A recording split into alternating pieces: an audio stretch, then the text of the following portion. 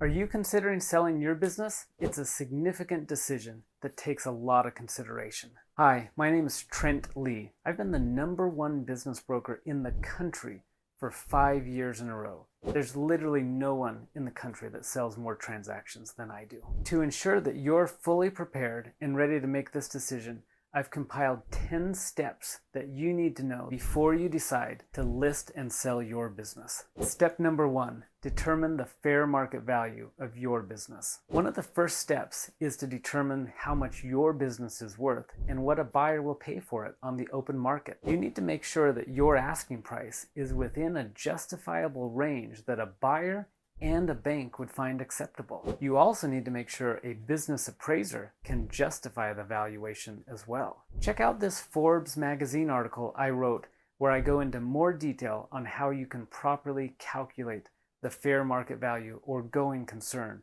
of your business. Step number 2, assemble a professional team. You need a team of professionals to help you through the transaction. You need legal, tax, and business advice to make sure the transaction goes as smooth as possible. You'll want a CPA, a tax attorney, a business broker, and a business attorney to help you through the transaction at a minimum. Step number 3, consider the structure of the deal. It's one thing to calculate the fair market value properly, but your responsibility doesn't stop there.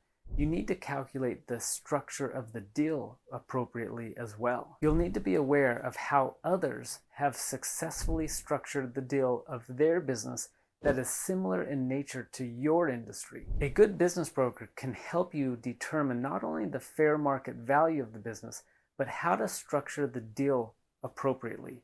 Traditionally, there are 4 types of transactions that you need to consider. Number 1 is all cash. When a buyer has all the funds available in their bank account and they're writing a check, or in this case, sending a wire to escrow and buying the business cash up front. This usually means a buyer wants some sort of a discount on the purchase price. The second option is SBA financing, where the buyer is getting qualified through a bank that's being backed by the SBA and obtaining a loan to buy the business. Number 3 is seller financing. Maybe you're getting part upfront and part seller financing. You need to be aware if this is a common structure in your industry. Number 4 is an earnout.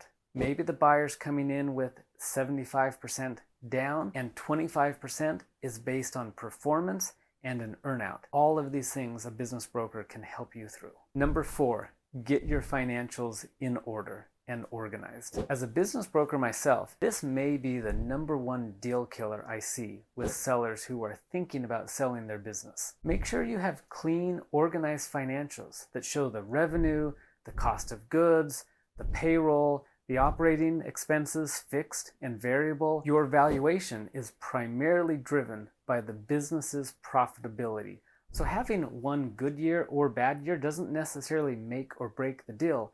We're going to be looking at a 3 to 5 year weighted average of how the business is performed and how it's trending right now. Number 5, get your due diligence documents in order. Once you have an accepted buyer's offer, you'll need to provide them the due diligence documents for them to really make their decision if they're going to be moving forward buying your business. The buyer will provide you a list of due diligence documents that they're looking for, but an experienced business broker and a CPA should be able to give you a pretty good idea of what due diligence documents a buyer would be expecting and will ask for. So have those ready and prepared before you go to market. Having sloppy financials or a lack of record is by far the #1 deal killer I see. Number 6, stop commingling personal funds and business expenses. One way to kill the value and likelihood of you selling your business is to mix personal expenses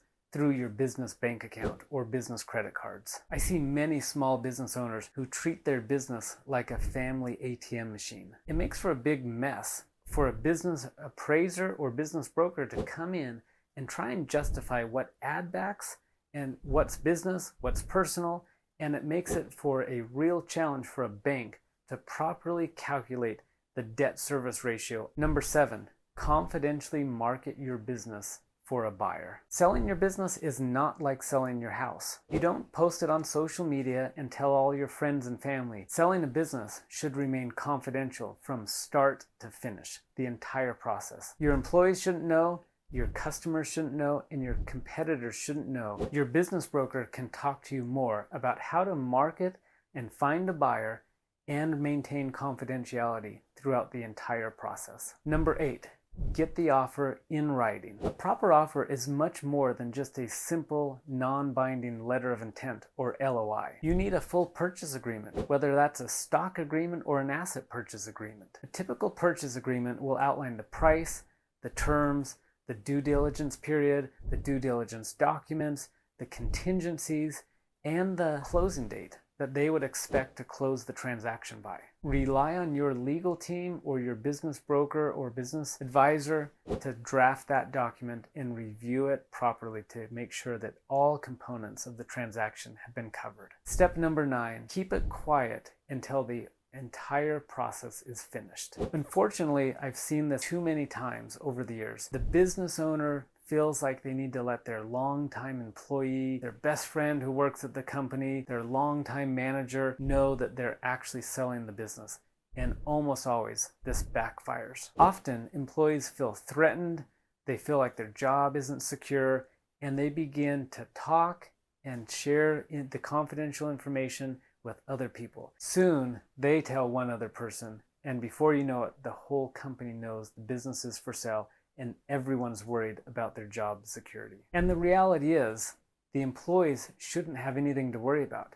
When a new buyer comes in, the employees staying and remaining on is more important than ever before. But too many employees have seen too many movies where the business is sold, and in the movies, all the employees are fired. But that's not what typically happens in the real world. Step number 10. Let an attorney or an escrow service handle the closing for you. If you followed step 2, this one won't be an issue.